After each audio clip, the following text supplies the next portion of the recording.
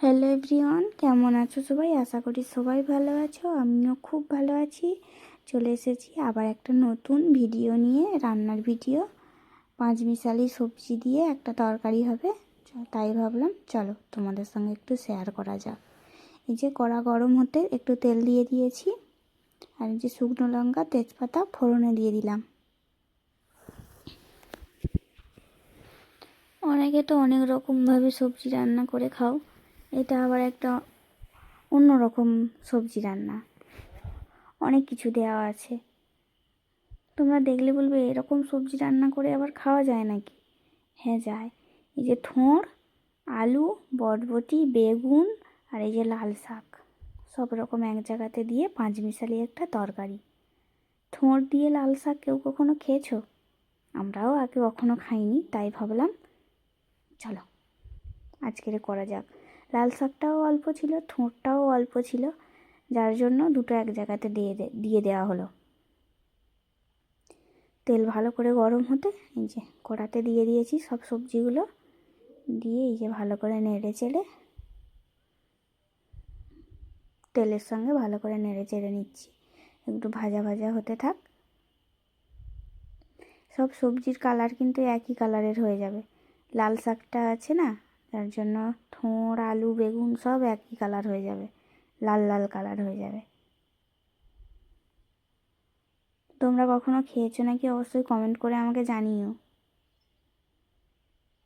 আমাদের এই প্রথমবার হয়েছে, কিন্তু খুব সুন্দর লাগছে, ভালো লেগেছে। ভালো করে নেড়ে চেড়ে এই যে একটু লবণ দিয়ে দিলাম।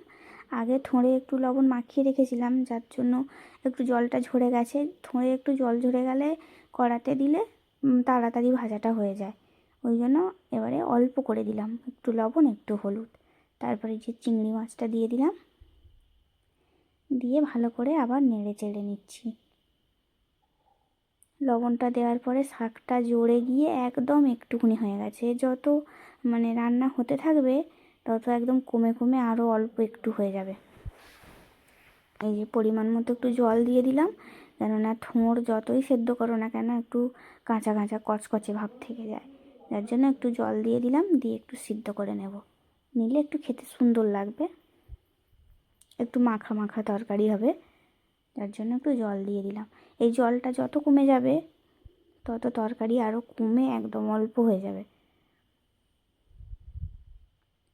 পাঁচমিশালি সবজি রান্না করলে দেখতে অনেক লাগে, কিন্তু রান্নার পরে অল্প হয়ে যায়, কমে সব অল্প একটু হয়ে যায়। এবারে ভালো করে নেড়ে চেড়ে একটু চাপা লাগিয়ে দেবো। দেখো কতটা কমে গেছে, চাপা খোলার পরে দেখো কতটা কমে গেছে। ওই জলটাও কমে গেলে আরও একদম অল্প হয়ে যাবে তরকারি। জলটা অনেকটাই শুকনো হয়ে গেছে।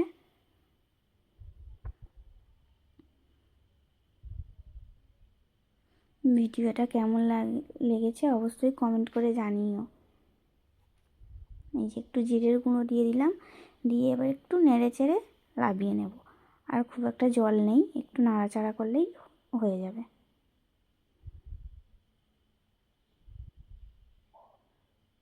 ভিডিওটা কেমন লাগলো অবশ্যই কমেন্ট করে জানিও। টাটা, আবার দেখা হবে একটা নতুন ভিডিওতে।